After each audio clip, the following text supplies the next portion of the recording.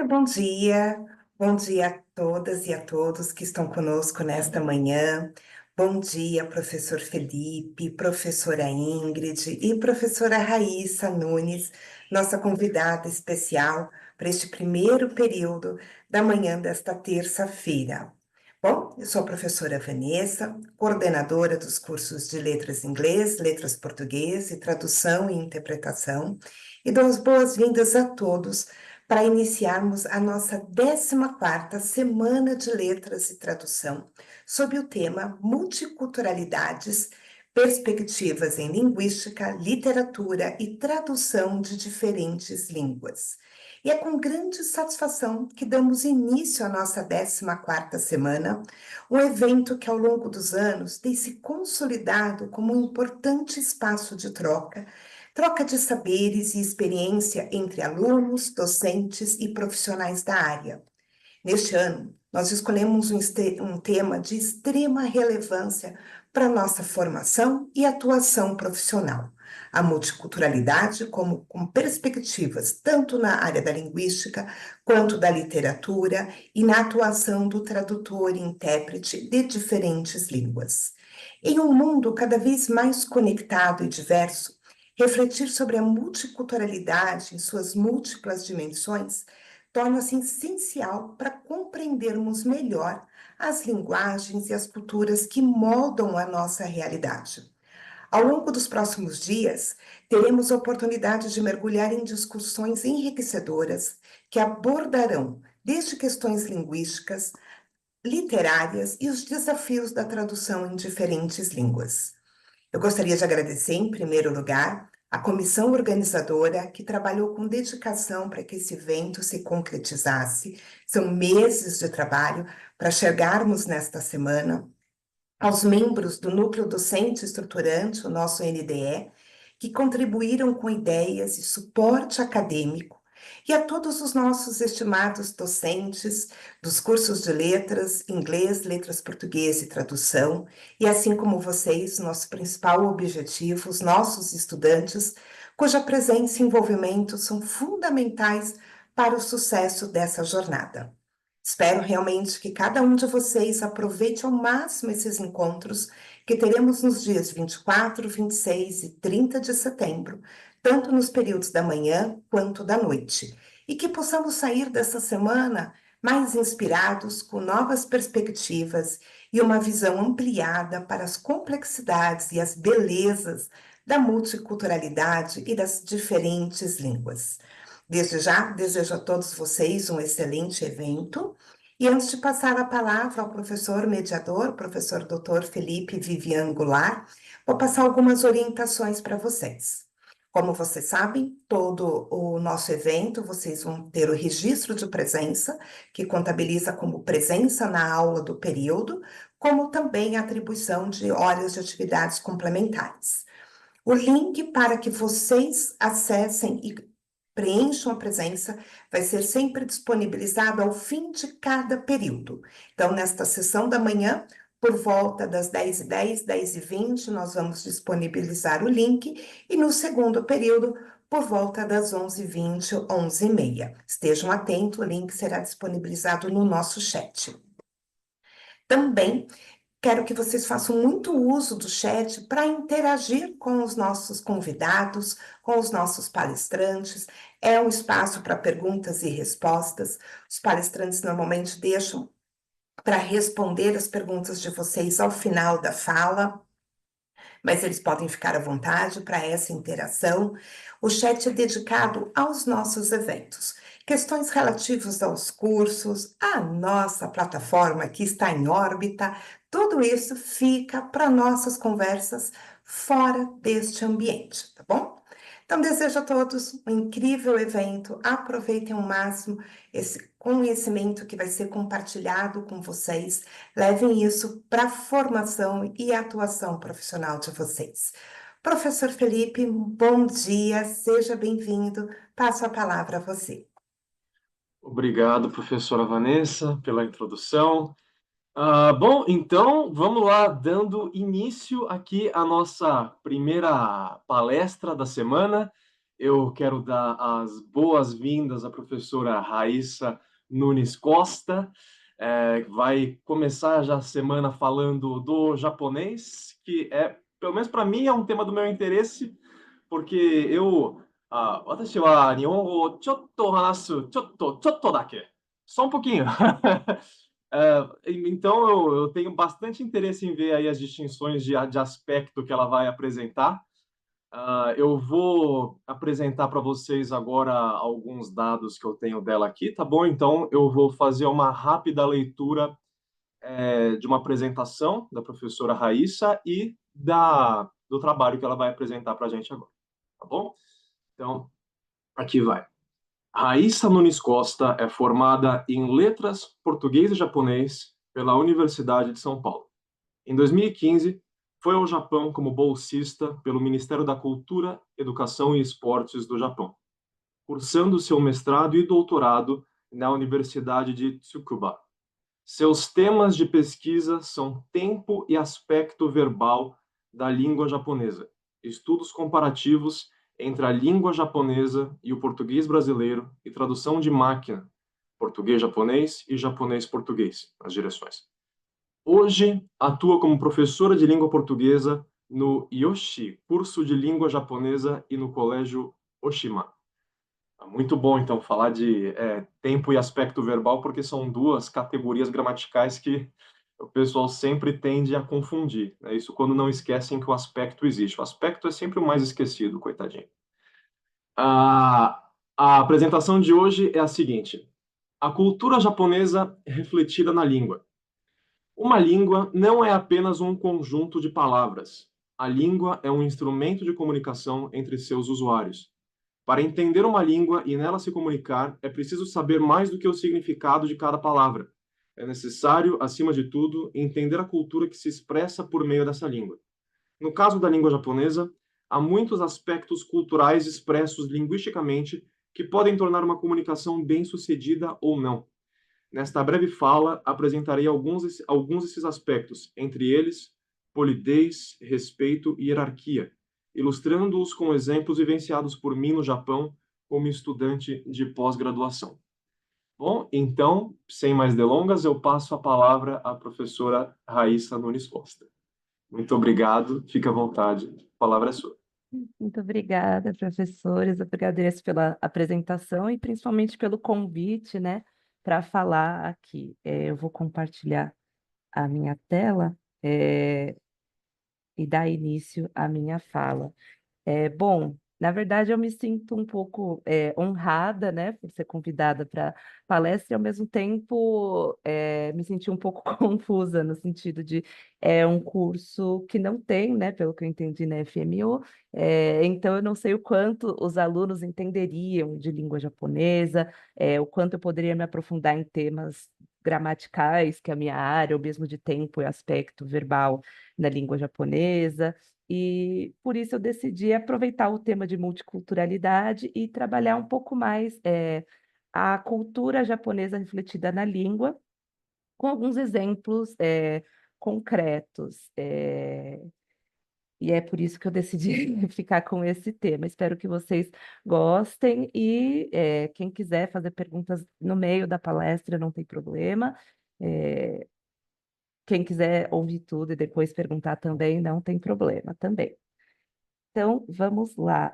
Primeiramente, eu queria falar sobre mim, né? O que já foi apresentado, na verdade.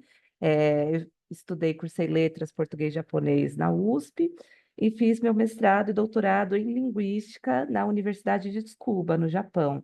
Eh, Na verdade, eu tinha interesse em cultura japonesa quando eu era pequena e gostava muito da ideia de me comunicar com as pessoas na língua delas. E eu percebi que só aprender a língua, no sentido de aprender a gramática e aprender as palavras, não parecia ser o suficiente, porque a comunicação nessa língua não se estabelecia só por meio disso, tinha diversos elementos ali. Especialmente culturais, que transformavam essa comunicação em algo bem-sucedido ou não. E foi com esse objetivo que eu prestei uma bolsa, né, do Ministério da Cultura, Educação e Esportes do Japão para fazer uma pós-graduação no Japão. Quem tiver interesse, o Ministério da Cultura, Educação e Esportes do Japão oferece bolsas de graduação, pós-graduação, todos os anos. Quem tiver interesse em fazer uma pós-graduação no Japão, fique atento, porque é uma ótima bolsa, uma ótima oportunidade. Hoje eu trabalho como professora de língua japonesa no Colégio Oshima e no curso de língua japonesa Yoshi.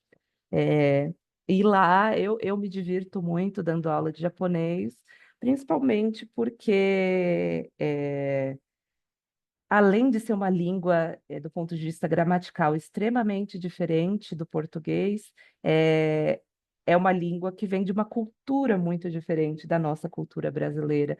E isso causa muitas dúvidas e muitos probleminhas de comunicação que são engraçados até, né? E os alunos gostam também de perceber isso.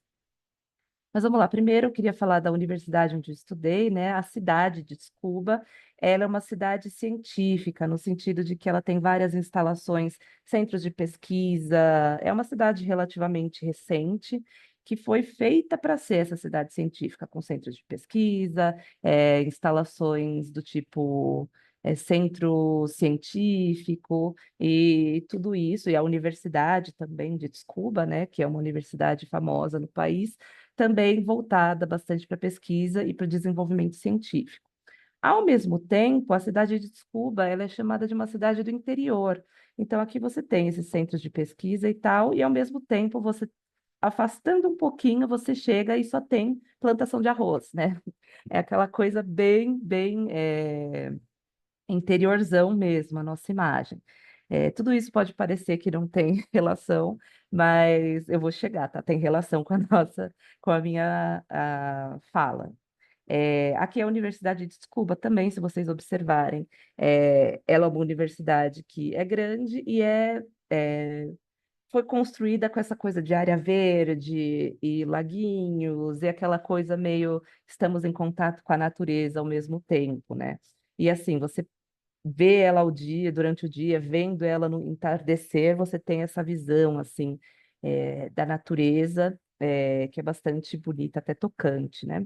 Ao mesmo tempo, se você vai de dia, durante um dia de verão, de primavera, você pode ver os patinhos ali nadando pertinho de você e tal. É uma cidade bastante gostosa que parece que saiu de contos de fada, às vezes. E por que que eu estou falando tudo isso? Porque a gente vai trabalhar bastante a ideia da natureza e da contemplação da natureza, não só culturalmente, mas linguisticamente, no sentido de ter várias palavras que refletem isso na língua japonesa.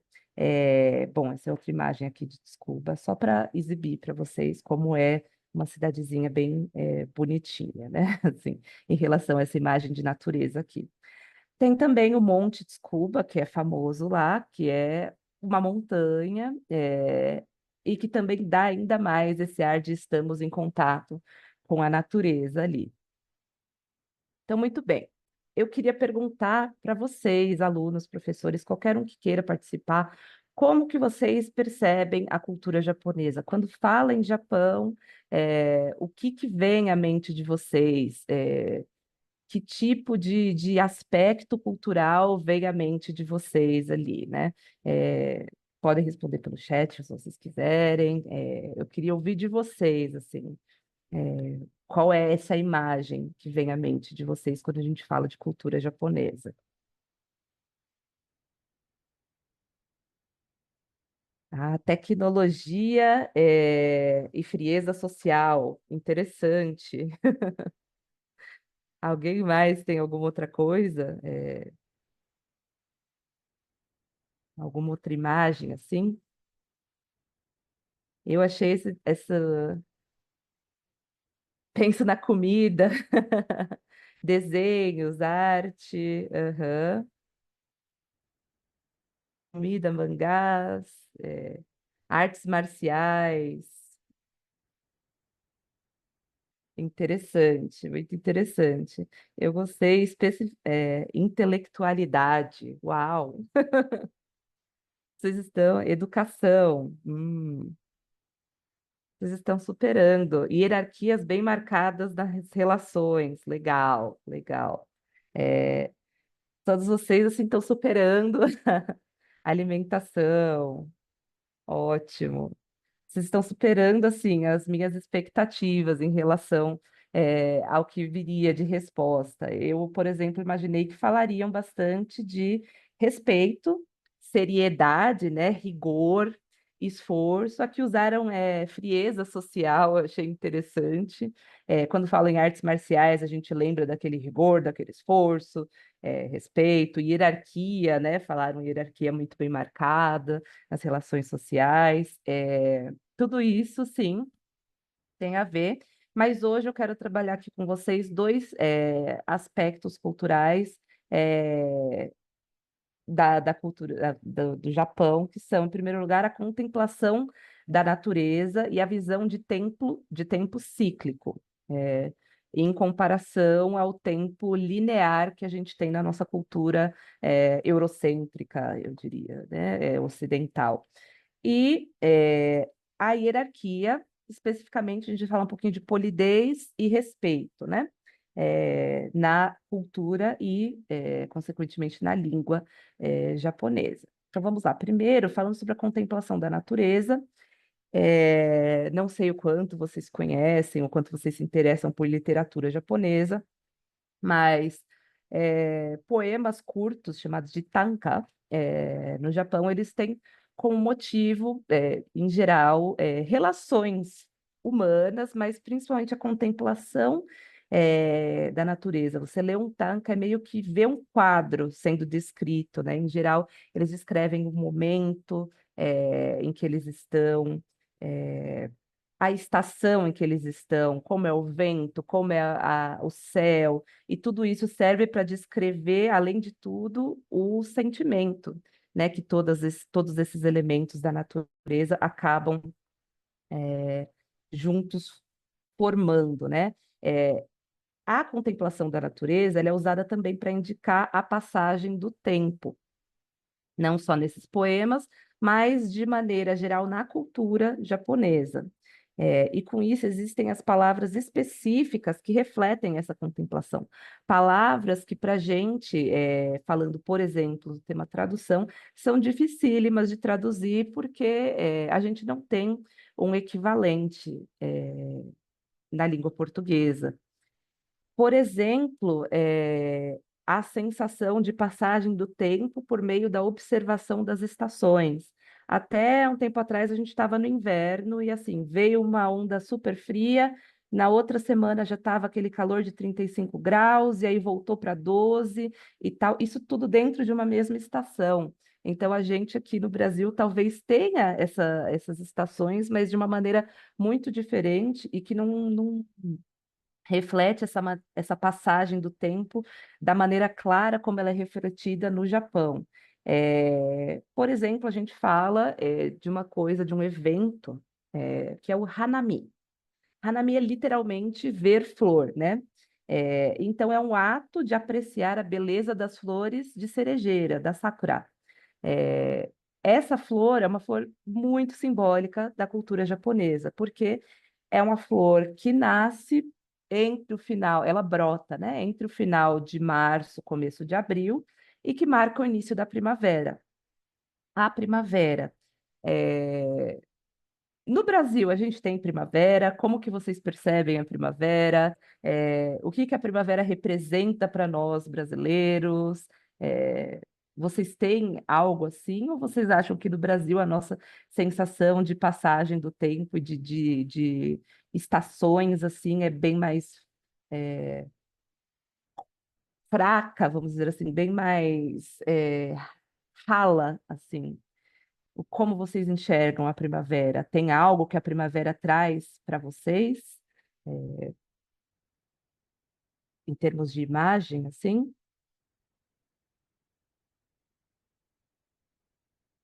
A beleza e um clima mais variado, né? Interessante, interessante. É, Quando fala de beleza, provavelmente a gente está pensando em flores, né? Eu acho que na escola a gente aprende muito aquela coisa de primavera tem flor, né?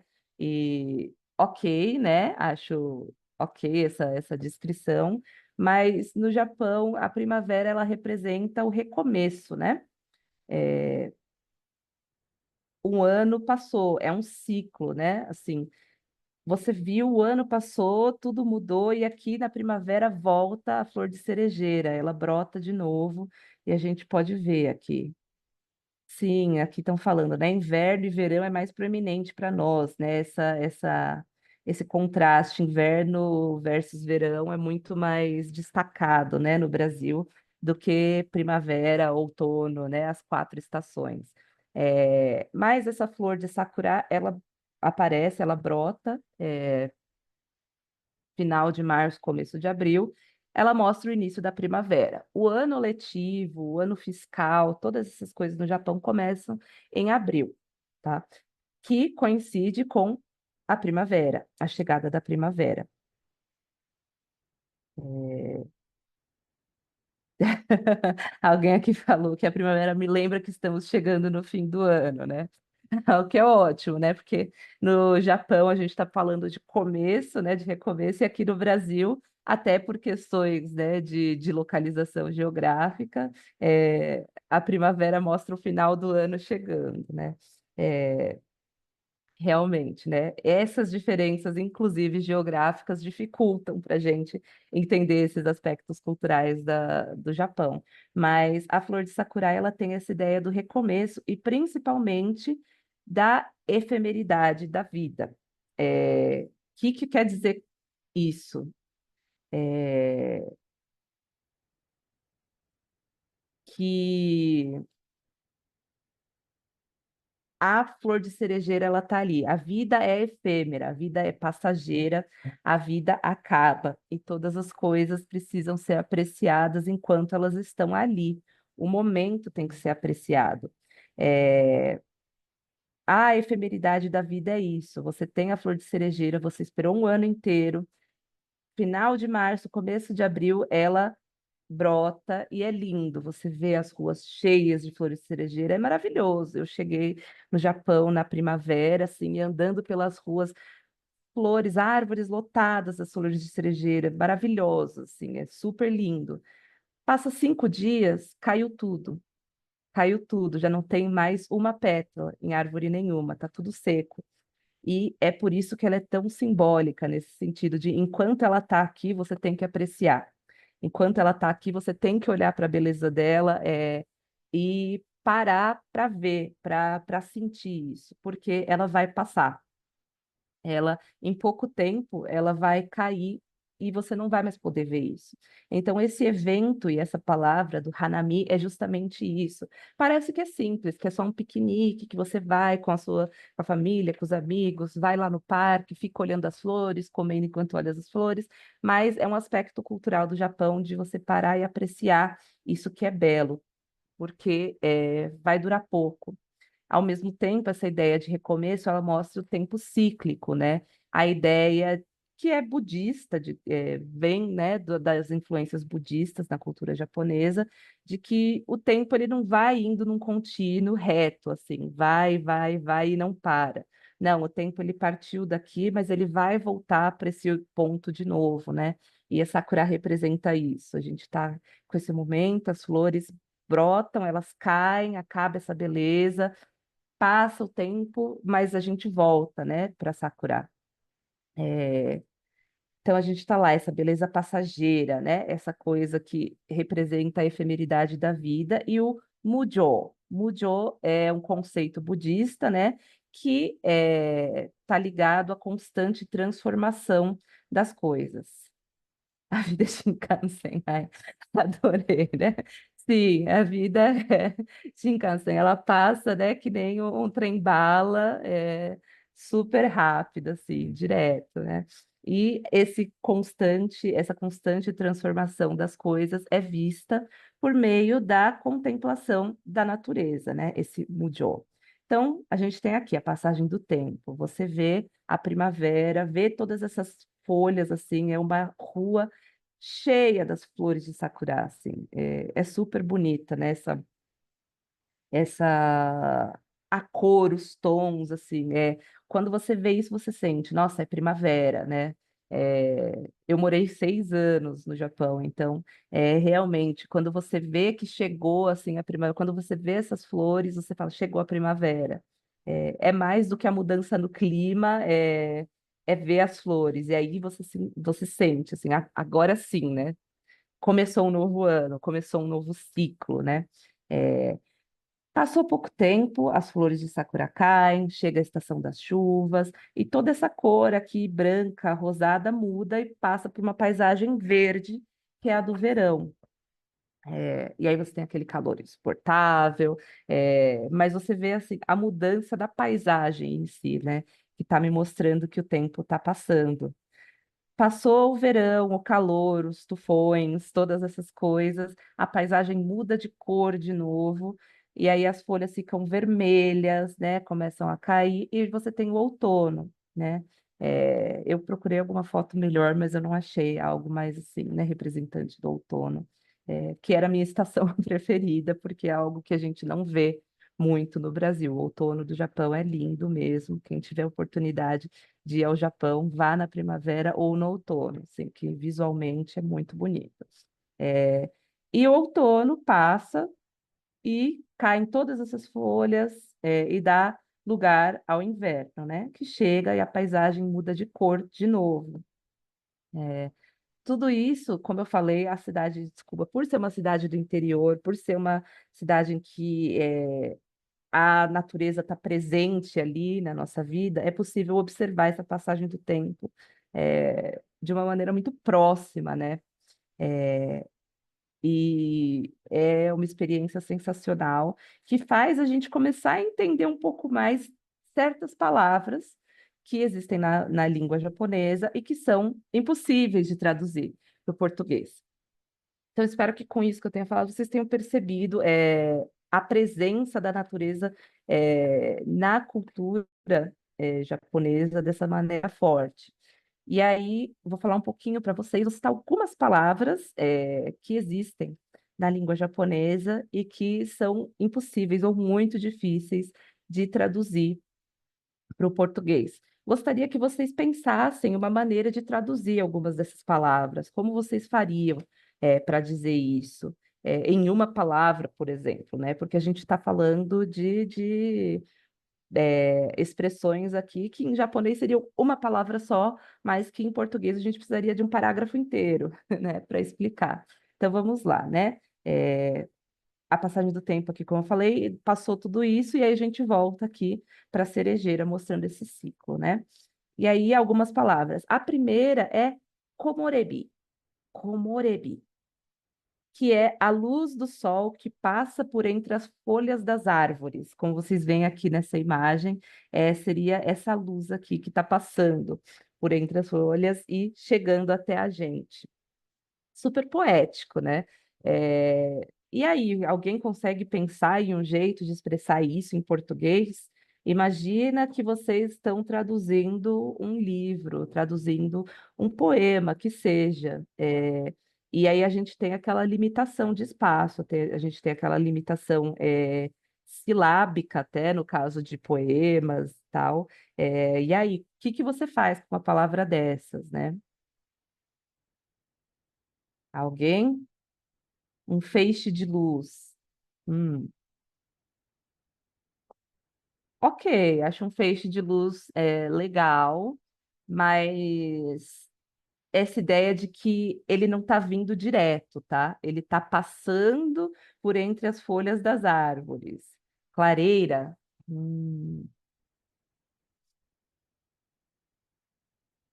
Interessante, interessante. Eu acho legal vocês encontrarem essas palavras e, ao mesmo tempo, como falante do japonês, eu leio e falo, não é bem isso." Assim, falta alguma coisa, né? Mas, de fato, né? Essa é o constante dilema do tradutor. Eu já traduzi também algumas coisas, né, do japonês para o português, e principalmente quando você está traduzindo literatura, não tem como você se depara com esse tipo de problema, né? Assim. Mas essa é só uma das palavras que a gente vai ver. A próxima aqui que eu queria que vocês vissem.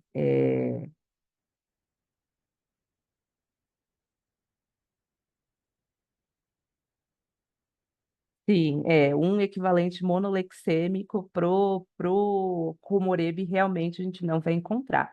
É, de fato, as soluções que a gente encontra são esse clareira, feixe de luz, são soluções assim. A gente diz, eu fiz uma é, disciplina no Japão que era sobre tradução de língua, de literatura japonesa, e falava assim, e que não é só na língua japonesa, mas eu acho que quanto mais distante culturalmente as línguas são, mais problemas desse tipo aparecem na tradução. E é a ideia de que você sempre vai ter que abrir mão de alguma coisa, né?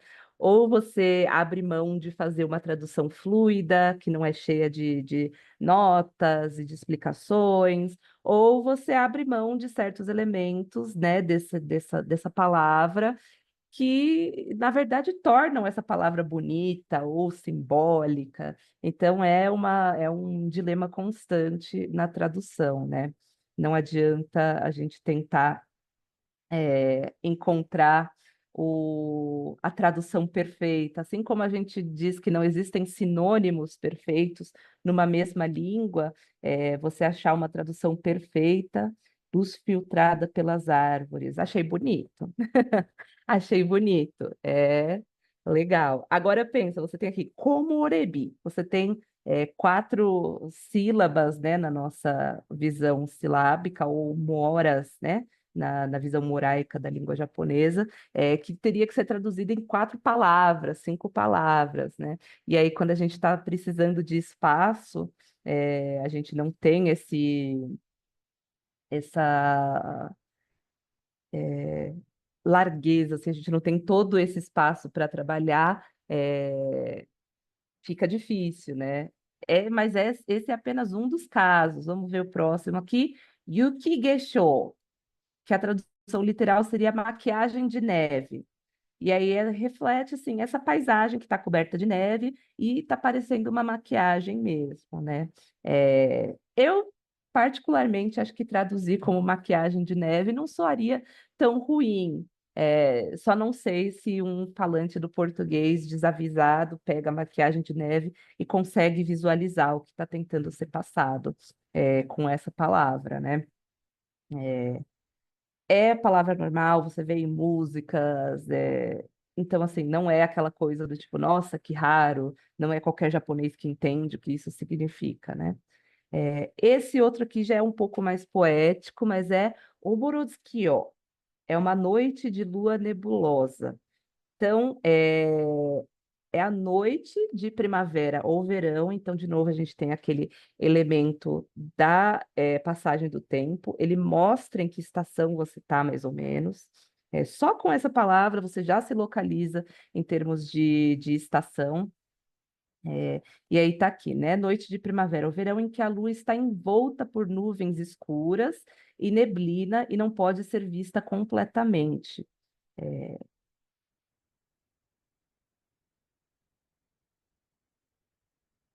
Sim, maquiagem de neve, eu concordo, né? É uma tradução metafórica.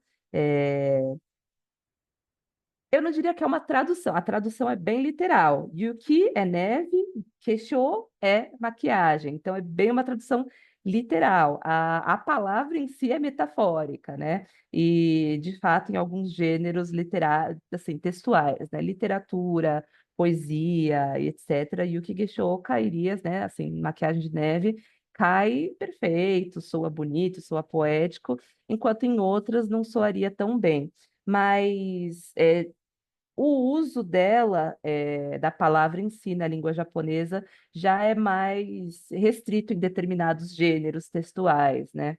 É, Estranhamente, em um jornal, quando você está falando dessa paisagem e da mudança do inverno para o verão, essas palavras que mostram a passagem do tempo e que para a gente parecem metafóricas e poéticas são usadas. Então, você falar no telejornal assim de uma paisagem de Yuki Gesho, de maquiagem de neve, seria completamente ok no Japão, o que talvez em português não soe tão ok assim. Bom, essa é a minha impressão, mas eu vou ser sincera, eu tô até um pouco desacostumada com jornal em português.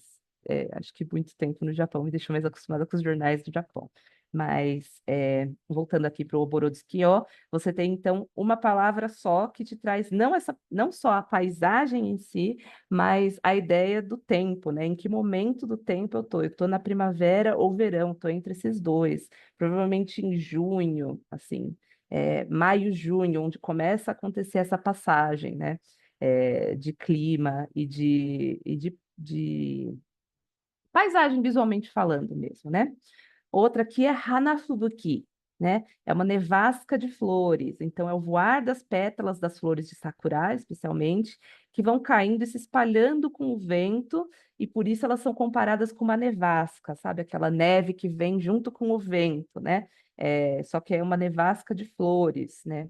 De novo, parece super poético, é, e ao mesmo tempo a gente usa em jornal, né? Você vê naquela pessoa falando sobre o clima, né, do Japão agora. É, são palavras que são usadas nesses contextos, né?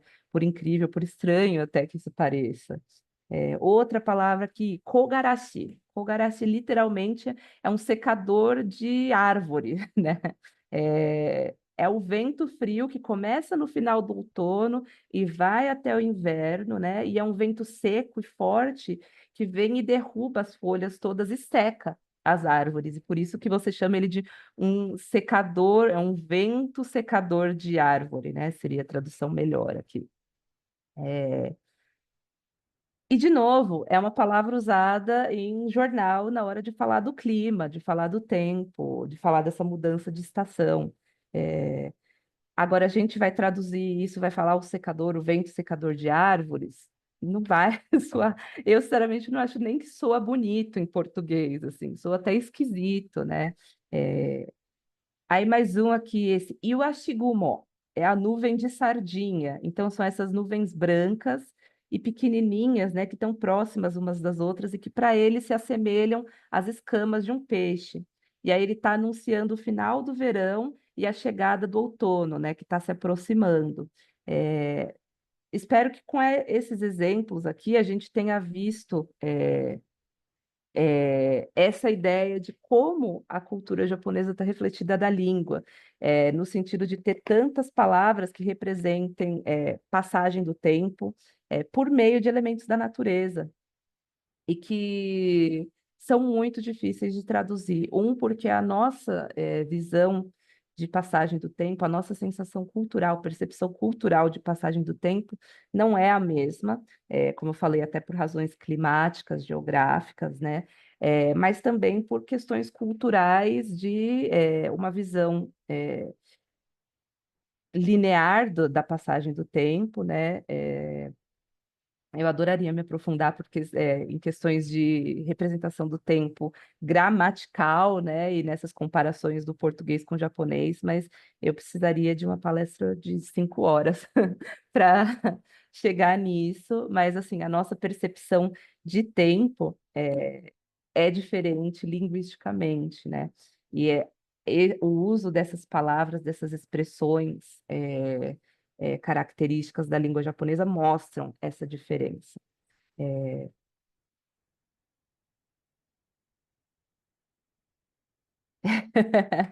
O kanji, né, de iwashi, sim, tem muitos traços. Iwashi significa sardinha, né? Kanjis que representam peixes específicos, em geral, eles são difíceis, né? A gente tem aqui o radical, que é o kanji de peixe sozinho, e aí depois você tem alguma outra coisa que represente esse peixe. Na verdade, se a gente for olhar só o kanji, sardinha seria o peixe fraco, né? E aí eu já não sei. Sim, é o mesmo de sacanar à esquerda, né? E aí a outra parte aqui é de fraco, então a sardinha é o peixe fraco. Não sou capaz de julgar uma sardinha para dizer se é um peixe fraco ou não, né? Não tenho nenhum conhecimento biológico para entrar nesses pormenores aí, né? Mas vamos lá, o próximo tema aqui que eu queria trabalhar é hierarquia. E aí falaram um pouco, eu adorei a expressão frieza social, né? Eu diria que mais do que frieza social, a gente tem uma sociedade de papéis muito bem marcados e posições hierárquicas muito bem marcadas, né?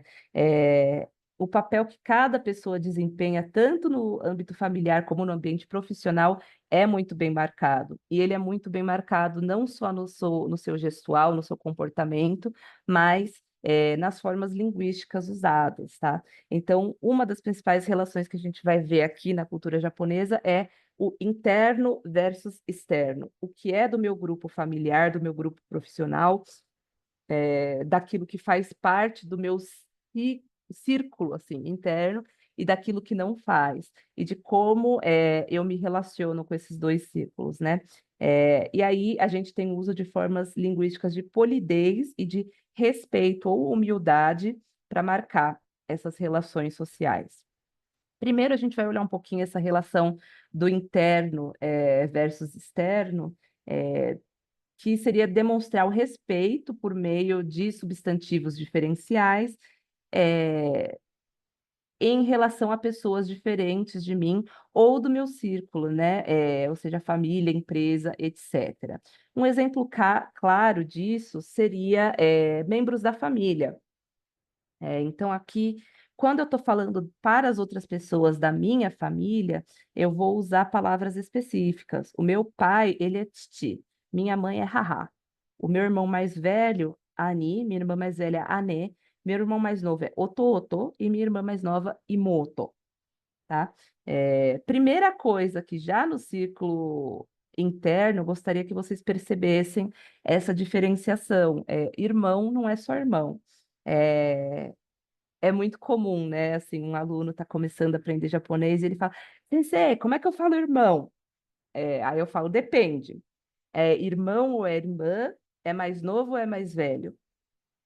E isso tem relação com hierarquia. Por quê? Porque o mais velho é acima de você, ele está acima de você, hierarquicamente falando, e o mais novo não, né?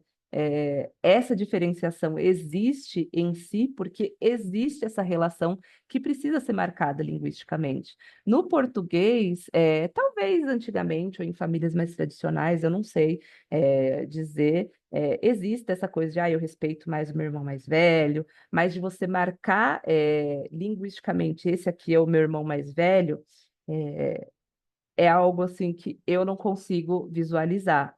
E é tão claro isso em japonês que o seu irmão mais velho você não chama pelo nome, você chama ele pelo papel social dele, que é o de irmão mais velho.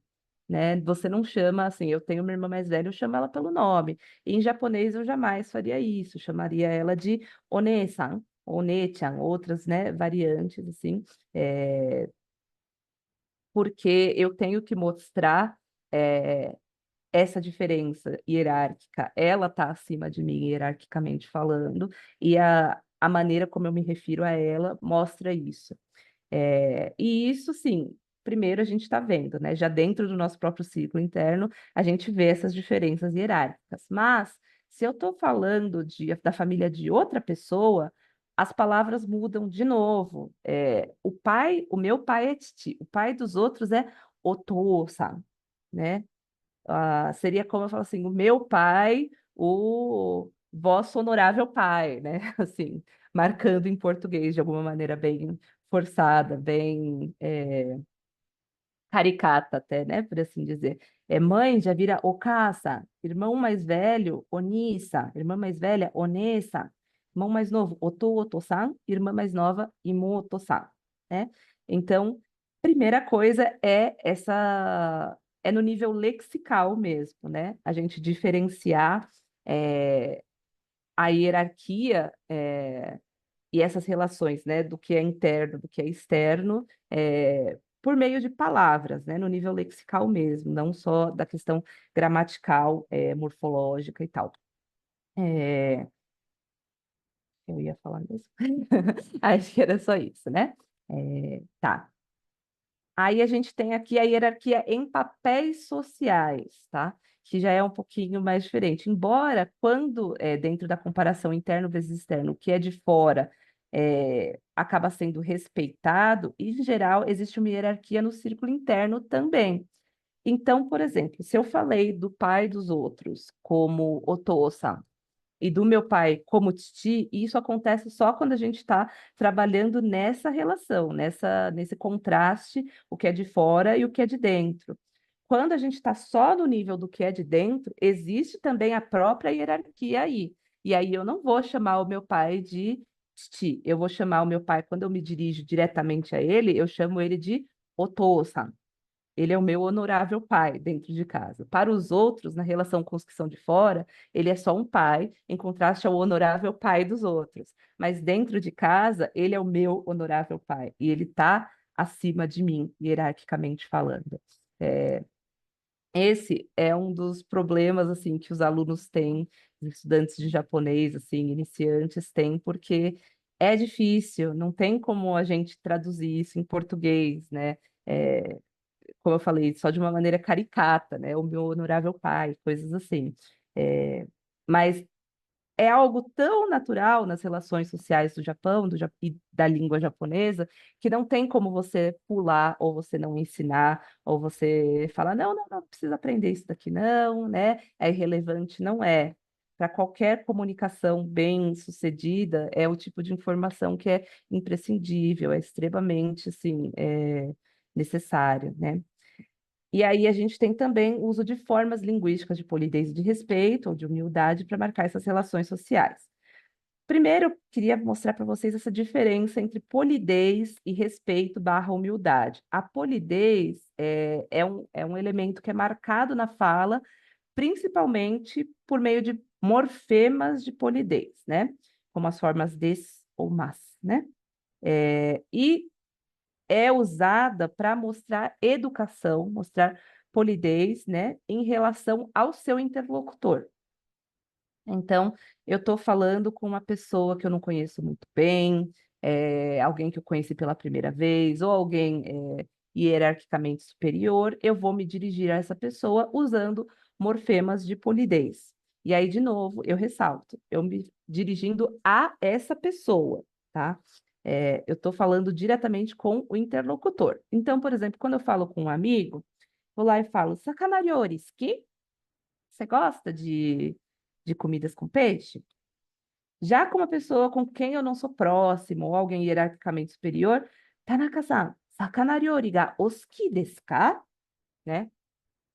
Eu acrescento esse des, né? O K é marcador de pergunta, não vou entrar em muitos detalhes aqui, mas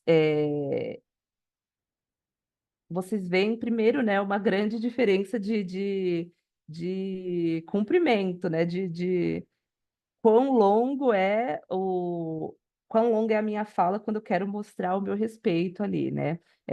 Pesquisas nessa área de polidez do japonês apontam que quanto mais longa a sua fala, mais polida ela soa, né? Então, esse é um primeiro elemento ali que a gente tem que ressaltar. Mas o uso desse marcador de polidez aqui não dá para você não usar. Eu não posso chegar para o meu chefe lá e falar, sacanagem, que e aí, você curte, né, uma comida com peixe e tal? Não, né? Ai, você gosta, né? Você aprecia uma comida com peixe e tal? Seria um jeito, sim, de expressar essa diferença, né? Então, aqui vocês veem, o conteúdo em si é o mesmo, né? Da fala, eu só preciso mudar os meus marcadores de polidez. E aí eu estou fazendo isso em relação ao meu interlocutor. É isso que a gente chama de polidez, tá? O respeito, a humildade, ele já é outra coisa. Ele é um elemento que é marcado na fala por meio de verbos, né? E substantivos específicos, além de alguns prefixos, sufixos. Então, a gente tem tanto a marcação lexical como a morfológica ali trabalhando, no caso de respeito, humildade. E aí você usa para mostrar respeito ao conteúdo do enunciado. Então, não é em relação à pessoa com a qual eu estou falando, mas assim a pessoa de quem eu estou falando, né?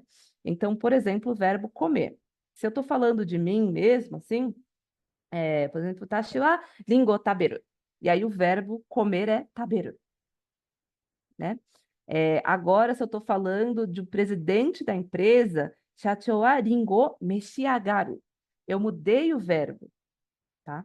Eu mudei o verbo. E aí, eu não estou falando diretamente com ele, tá? A minha marcação aqui não é com a pessoa com a qual eu estou falando, mas sim do sujeito, né? Desse comer a maçã. Ele é hierarquicamente superior, e aí eu marco essa superioridade hierárquica por meio de uma palavra diferente, de um verbo comer diferente. Assim, você vê a mudança clara. Taberu, meshiagaru. São dois verbos diferentes, né? O comer normal de uma pessoa normal aqui e o comer de uma pessoa hierarquicamente superior. São marcados de maneiras diferentes, né? E aí, de novo, né? E sem precisar do maço no final. Exatamente, eu não preciso do maço no final se a pessoa com quem eu estiver falando, se o interlocutor com quem eu estou falando, não é uma pessoa que exige esse tipo de marcação de polidez. Exatamente, para você ver, né? Eu não tenho a marcação de polidez aqui porque ela representa outra coisa, né? Ela é na minha relação com o interlocutor diretamente. Então, se eu estou falando sobre o presidente com um amigo, eu não preciso do marcador de polidez. Eu estou usando só o marcador de respeito por ele, né? E aqui outra situação, né? A gente falar da humildade. Watashi wa ringo o itadaku, né? E aí eu estou me colocando claramente numa posição de inferioridade como maçã. E aí, o comer é um comer humilde, porque eu sou uma pessoa que tenho que me colocar numa posição de humildade. Eu estou abaixo, né, hierarquicamente falando, e aí eu estou marcando isso linguisticamente, essa minha posição de inferioridade. É, então, assim, essa superioridade e inferioridade das relações, ela é determinada por diversos elementos, entre eles idade, cargo, tempo de trabalho, anos de entrada na escola, na empresa, num time, e o não uso de uma linguagem adequada ao papel social, de uma pessoa pode resultar em problemas de comunicação e mal-estar entre as pessoas. E aí eu gostaria de usar um exemplo, assim, meu mesmo. No ensino de língua japonesa como língua estrangeira, comparado ao ensino de inglês, de espanhol e de outras línguas, ele está muito atrasado no sentido de que ele começou a se desenvolver muito mais tarde. Então, tem muitas coisas que ainda precisam ser estudadas, trabalhadas na maneira como ensinar, né? Inclusive, dependendo da língua materna do aprendiz. Mas quando eu estudei, comecei a estudar japonês, falavam muito assim, você usa polidez com pessoa com a qual você não é próxima e você não usa polidez com a pessoa que é seu amigo. E aí, sem imaginar que o próprio conceito de amigo é algo diferente, porque você não consegue pular ou ignorar os papéis sociais que existem no Japão, eu queria ser amiga de todo mundo quando eu cheguei. E aí eu saía falando com todo mundo assim, sem polidez, né? Não todo mundo, obviamente. Por exemplo, o meu orientador, os professores, eu marcava polidez, e tal, mas os colegas de pós-graduação, independente deles terem entrado antes ou depois de mim, deles estarem no terceiro ano e eu no segundo, eu falava com eles de uma maneira não polida, vamos dizer assim. E existe um elemento assim, eu me formei, trabalhei, fiz várias coisas e depois fui para o Japão fazer a minha pós-graduação. E a maioria das pessoas lá não faz isso, né? É muito comum a gente no Brasil fazer uma pós-graduação, fazer um mestrado, um doutorado, enquanto trabalha, né? E lá no Japão isso não existe, né? Ou você estuda ou você trabalha. As duas coisas não existem, assim, não existe, não é comum, pelo menos. Então, como eu fiz isso, quando eu cheguei ao Japão e fui fazer o meu mestrado, eu era mais velha que boa parte do pessoal que estava lá, inclusive de pessoas que entraram antes de mim e que, portanto, eram meus veteranos. E levando isso em conta como um dos elementos, né, de hierarquia, eu me sentia à vontade para tentar fazer amizade com eles e usar, né, uma linguagem assim super, né, despretensiosa, vamos dizer assim, né? Sem polidez, marcando isso o tempo todo. E um dia eu estava conversando com um veterano e falei, que é complicado, né? Porque você entrou aqui antes de mim, né? Na pós, mas eu sou mais velha, então, né? É difícil de ver quem que é hierarquicamente superior. E aí ele falou para mim, idade não tem nada a ver, essa hierarquia é marcada só pelo ano de entrada mesmo.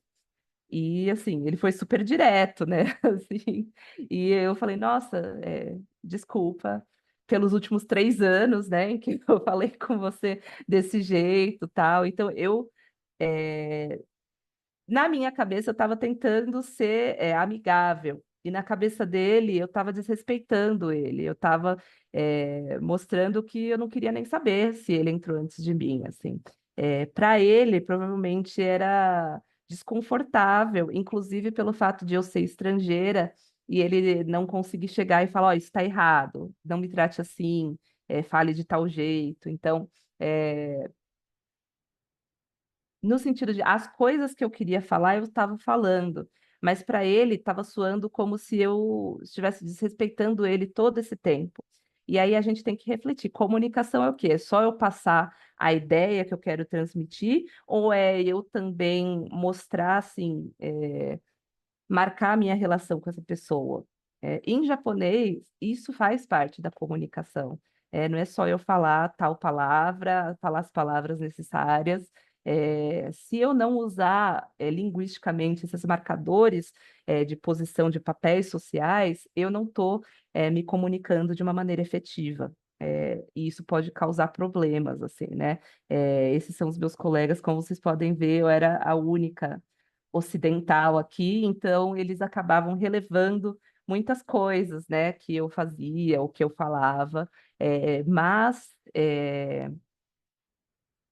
vários desconfortos ali aconteceram porque eu não usava bem, né, esses marcadores de polidez e de respeito, humildade, né? É, Bom, por fim, eu queria falar então, né, de novo, que a língua é muito mais do que um conjunto de palavras, né? Tem fatores socioculturais que devem ser ensinados em contexto de ensino de língua estrangeira, e na área de estudos tradutológicos há bastante espaço para pesquisa sobre elementos culturais que são linguisticamente expressos. Eu queria com isso mostrar para vocês que na área de língua japonesa, se alguém tiver interesse, né, em fazer alguma pós-graduação, tem bastante área para pesquisa, principalmente, né, na área de tradução, é, e de ensino de japonês como língua estrangeira. Todos esses elementos aqui, culturais, marcados linguisticamente, eles têm muito espaço para ser estudados ainda, e que se algum de vocês tiver interesse, eu só quero colher os frutos, né? Espero que vocês façam pesquisas legais, né? E que eu possa ver e colher os resultados disso, né? Agora fica por conta de vocês nessa próxima geração aí de pesquisadores, de tradutores, de professores, de fazer esse trabalho aí, seja em relação ao inglês, seja em relação a qualquer outra língua, né? E aí eu espero que vocês possam sempre refletir sobre esse tipo de coisa durante a formação de vocês e quando vocês se tornarem profissionais também. Bom, é isso da minha parte, acabou. Quem tiver perguntas, fique à vontade, por favor. Muito obrigada. Aqui estão as fontes bibliográficas, né? É só isso. Muito obrigado, Raíssa, pela sua fala, excelente. Eu estava bem interessado aqui ao longo de toda a sua apresentação, eu vi que o pessoal gostou bastante também, então, gente, façam aí suas perguntas, seus comentários, tá? Toda essa informação aqui que a professora Raíssa trouxe para a gente.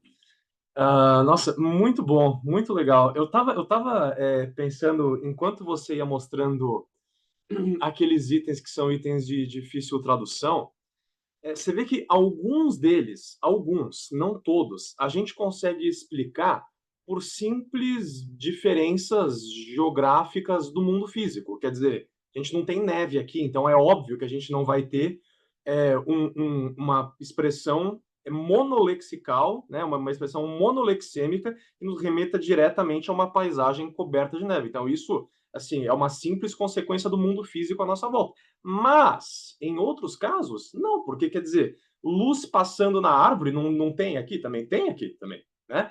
Então, quer dizer, tirando algumas exceções, isso é uma coisa que a gente discute bastante na nossa aula de semiótica aqui, né? O mundo físico é o mesmo para todo mundo.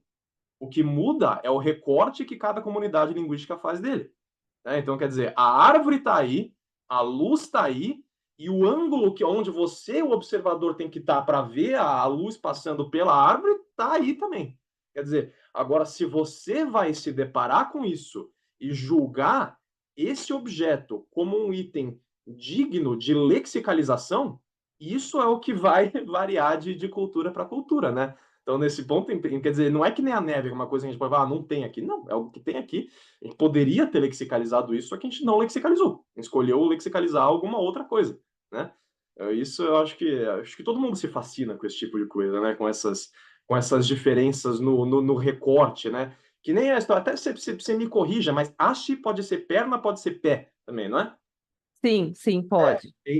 Pode Se sim. eu quiser falar pé especificamente, marcando que é pé, tem um jeito? Na escrita você tem candis diferentes, né? Para o pé e para a perna. Na fala, não. Na fala, não. Não.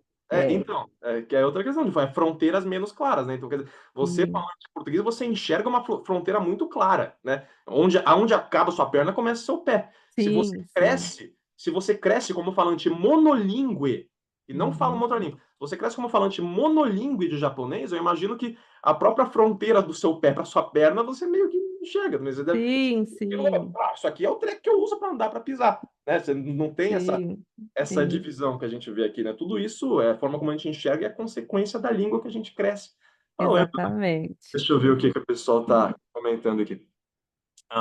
Registro de presença, já mandaram aí. Muito bom, amei. Sua oratória é ótima, prende atenção, ainda que não saibamos a língua de maneira profunda. Essa história da polidez também é riquíssima. Isso é muito legal, e especialmente essa questão de você ter uma diferença entre uma coisa é a minha relação com o meu interlocutor, outra Uhum. coisa é a minha relação com o tema que está sendo tratado. Sim, sim, E dá para misturar, exatamente. né? Dá pra mim, eu posso ser polido em relação ao interlocutor, mas não ao tema, né? Eu posso ter um Uhum. distanciamento em relação ao tema, mas não ao interlocutor, então você tem aí essas combinações possíveis, né? Sim, Isso sim. é bem. Na área de ensino de língua japonesa, isso é terrível para os alunos, né? Assim, até porque em português você falar, usar um verbo específico para demonstrar respeito por uma pessoa que nem está lá, assim, ela nem está lá perto, parece puxa-saquismo, assim, né? Por Sim, que que eu vou falar o excelentíssimo senhor presidente se o excelentíssimo senhor presidente não está aqui, né, na minha frente? É algo bastante impensável até na língua portuguesa. E para os alunos, assim, é interessante, mas ao mesmo tempo é confuso. Não, mas espera aí, então quando que eu uso o quê? Por que que eu uso isso e não isso? Assim, é muito legal essa experiência de dar aula e tentar explicar essas diferenças para os estudantes de japonês falantes do português como língua nativa. esse é bem o tipo de coisa que é alienígena pra gente, assim, né? Completa, bem estrangeiro, assim, pra gente. Uhum, Estão fazendo uma pergunta aqui. uhum. Você quer ser amigo de alguém mais velho? Você espera o mais velho abordar informalmente? Hum, Ela muito quer saber se você bem. tem a licença para usar a Sim. forma verbal informal, né? Sim, então, é legal você perguntar, porque na minha experiência no Japão, eu cheguei a brigar com os colegas, assim, pô, a gente está no mesmo ano, mas eu falo informalmente com vocês e vocês falam formalmente comigo, tal, assim. Aconteceram várias coisas, né, desse tipo, essas situações meio desconfortáveis. E eu fui percebendo que a ideia de amigo mesmo em si é diferente, né? Quando a gente pensa em amigo, assim, pô, eu posso ser amiga do meu chefe se eu quiser, né? Posso sair para beber com o meu chefe e falar sobre tudo e falar, não, eu sou amiga desse cara e tal. Em japonês é engraçado, mas no Japão, não, né? Eu falei com meu colega uma vez, falei, e aí, mas sobre essa questão, assim, de você não poder falar de tal jeito. Seu veterano, você não pode ser amigo do seu veterano? Ele falou assim, o meu veterano é meu veterano, não meu amigo. Não importa o quanto a gente seja próximo, ele não é meu amigo. Ele é meu veterano. Então, é aquela coisa assim, você tem um papel marcado, e amigo é um desses papéis, assim, né? Que não dá para qualquer pessoa ser, né? É, então, o mais velho, o hierarquicamente superior, ele vai naturalmente usar a forma não polida, porque senão, eu falei isso com uma colega também uma vez, e falou, não, se não usar, eu me sinto estranha, assim, eu não consigo ficar à vontade, parece que a pessoa tá andando em cima de ovos, assim, comigo, tal, então se ele não usar essa forma sem polidez, a gente da posição hierárquica inferior se sente estranho, não fica à vontade, então, tudo isso marca muito as relações. É complicado, assim. O hierarquicamente superior vai usar, naturalmente. Se a pessoa hierarquicamente inferior vai algum dia se sentir à vontade, ou receber a permissão do mais velho para parar de falar de maneira polida com ele, é outra questão. Que não é só assim, ah, ele usou, então eu também vou usar. É muito mais 30 anos complexo do que depois. isso. Exatamente. Exatamente. É, Muito mas a legal. pergunta é muito boa. Deixa eu aproveitar para. Eu tô mais mala fazendo todas as perguntas aqui. Aproveitar para perguntar. É que você estava falando dos irmãos, né? Do Imoto, Toto, Uhum, né? Eu sei que assim, a forma, naturalmente, quando alguém pergunta como é que fala irmão, não sei o quê, a resposta primeira que vem depende, qual irmão? uhum, Mas existe alguma forma, se você quiser falar irmãos, existe algum hiperônimo sem uhum, diferenciação? Para vamos supor que eu sou o irmão do meio e eu uhum, tenho, sei lá, dois mais velhos e dois mais novos. Se eu quiser falar, eu tenho quatro irmãos, sem uhum. distinção de gênero e de sexo. Existe essa possibilidade? O léxico oferece isso ou assim não existe? Não são a mesma coisa? Não, existe uma Isso. palavra geral, assim. Você tem irmãos, né? O que seria o equivalente no português? Você tem irmãos? Existe a palavra kyodai, Kyodai, é verdade, eu já tinha ouvido isso, é verdade. Kyodai. kyodai. E aí é geral, né? Ah, Agora você fala assim, como é que eu falo irmão, né? Aí você fala assim, aham. tá, depende do irmão. Mas uma palavra geral que não aponte, né? Assim, Sim, nem sim. sexo, nem idade, nem nada, seria É. kyodai. Mas não é o que normalmente se usaria numa conversa, não. É que normalmente numa conversa normal você vai especificar, né? Se é o mais novo ou se é o Uhum, mais velho. Consequentemente, já vai naturalmente para imoto, ane, esse tipo de coisa. uhum.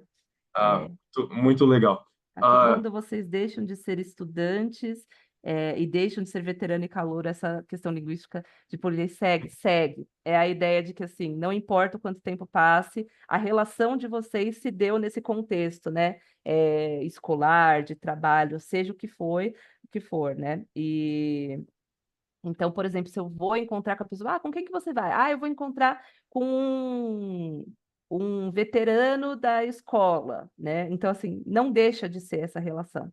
A relação de vocês não importa se vocês ainda estão nesse contexto. A relação hierárquica de vocês continua existindo nesse mesmo sentido.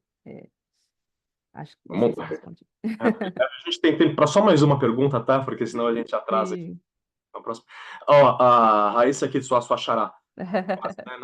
Sua xará na fonologia. É verdade. Qual a comum reação quando você não utilizava os marcadores de polidez para demarcar a hierarquia? Só fazer uma careta ali, fazer uma Ah, carta, o que é? então, depende da pessoa. Dependendo da pessoa, assim, ela olha com uma cara assim, nossa, por que que você está falando comigo desse jeito, né? Quem é você para falar comigo desse jeito? Mas alguns japoneses, eles são bastante tímidos em relação, assim, a demonstrar a insatisfação deles com certas coisas. E principalmente quando eles pensam assim, essa pessoa, ela não é obrigada a conhecer essa cultura, a conhecer esse elemento cultural, vamos perdoar ela, assim. E aí eles acabam não manifestando essa insatisfação de maneira muito clara, o que faz um engano como o meu, assim, se prolongar por 3 anos, por exemplo, né? Então depende muito da pessoa, né? Algumas pessoas já falam, não, por que que você está falando assim? Quem que você acha que você é, né? Não. Ou alguns falam, não, não, não é assim que você fala, comigo você fala de tal jeito. No caso, por exemplo, desse veterano, ele não se manifestou, até ele sentir a oportunidade, assim, ele ficou quietinho na dele. Aí 3 quando ele anos para ele viu, sentir que era o momento. exatamente, falou, não é agora, se eu não falar agora, nunca mais eu vou conseguir, né? Então depende da pessoa. Eu tinha essa curiosidade também se eles davam essa relevada, né? Eu imagino que porque simplesmente isso não deve acontecer naturalmente entre falantes nativos, né? Isso deve ser um fenômeno quase que exclusivo, ou de alguém que está querendo ser mal educado, talvez, que está querendo ser desrespeitoso. Sim, sim, é engraçado. Eu falo assim para eles, mas vocês pensam. Eu discutia muito, como justamente a gente estava no departamento de linguística, eu aproveitava para perguntar para os meus colegas, né? Mas como que é isso, assim? Porque linguisticamente falando, no português, isso é algo assim, não tem equivalente, a gente não consegue. Para mim é difícil de entender porque eu não tenho um equivalente na minha língua nativa, né? E eles falavam assim, para a gente é natural, assim. Desde pequeno você está em contato com isso, desde pequeno essas relações estão estabelecidas e você cresce ouvindo essas formas linguísticas específicas e você entende pelo contexto que é assim que funciona. Então a gente não precisa pensar, não, ele é meu superior, logo eu vou ter que usar e calcular. Não, sai naturalmente, né? Essas relações já estão ali bem estabelecidas dentro do cérebro ali deles, né? Então, o que para a gente é resultado de muito cálculo, assim, para eles vem naturalmente, né? Maravilha. Bom, então eu te agradeço mais uma vez, professora Raíssa, pela sua fala. Acho que todo Eu mundo que se interessou agradeço. bastante, eu inclusive. Muito obrigado, tá? Então a gente precisa passar agora para. A gente vai dar um rápido intervalinho, tá? E aí daqui a pouquinho a gente já vai entrar com a nossa próxima palestrante, tá bom? Muito obrigado, professora Raíssa. Até a Eu que próxima. agradeço. Até a próxima.